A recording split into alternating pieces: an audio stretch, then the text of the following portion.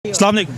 वालेकुम क्या सलाम। नाम है जी आपका? मोहम्मद जमील। के वजह बाहर चाह पे पींदे उत्थे हमले हो रहे इंडिया के अंदर लोग घर वड़ गए पाकिस्तान चासे जा सी चो के वजह क्योंकि सानू अपनी फौज ते भरोसा है। अच्छा जी हाँ, ते फौज अगर कहंदी है कि सिविलियन आ जावन जी उत्थे बॉर्डर ते लड़न फिर चलांगे इंशाल्लाह। साढ़ा ले जाओगे या यार दोस्त भी लेके जाओगे? सारे जावांगे चाह लेबर ते इकट्ठे पे पींदे हो तो फिर जाना भी इकट्ठे ही है तुसी। इंशाल्लाह कट्ठे जावांगे ना, लेबर लेके जावांगे। असला इसला कोई रखी है जी? साढ़े कोल बेलजे चलान आंदा जी?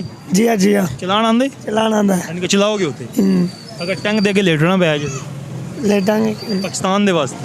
मरांगे, जान दवांगे। मोदी तो बड़ी गल्लां कर लगे और मीडिया बड़ी चीज़ां हाईलाइट फेक हाईलाइट कर लगे। इस सवाल ना क्या कहोगे?